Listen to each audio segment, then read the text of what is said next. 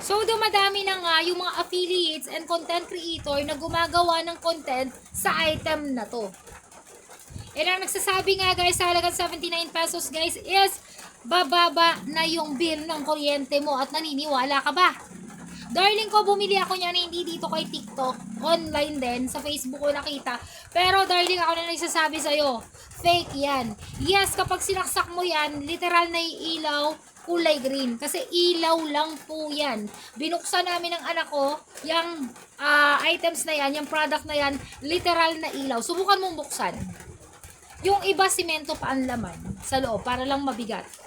Pero sige, kung talagang gusto mong malaman kung legit yan o totoo yan, sa halagang 79 pesos, makakatulong para bumaba yung kuryente mo. Walang ganun.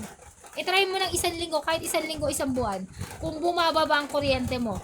Ang dami-daming affiliates, content creator, ang naglalagay ng link. Nakakalungkot lang ho. Wag po sana nating suportahan, tangkilikin yung mga ganitong produkto. Okay? Sinusuportahan mo yung negosyante na manloloko? 'Di ba? Nakakalungkot. Siguraduhin po natin na kapag affiliates po tayo or nag-affiliates tayo ng product is good quality. Kasi po, kapag po sinuportahan natin yung mga manlolokong negosyante, tayo po ang babalikan ng mga buyers na nag-check out sa basket mo, sa link mo. Kaya bago ka gumawa ng content sa product, siguraduhin mong legit. Yung hindi ka mapapahamak, yung hindi ka marereklamo. Gets mo na ba? Love you!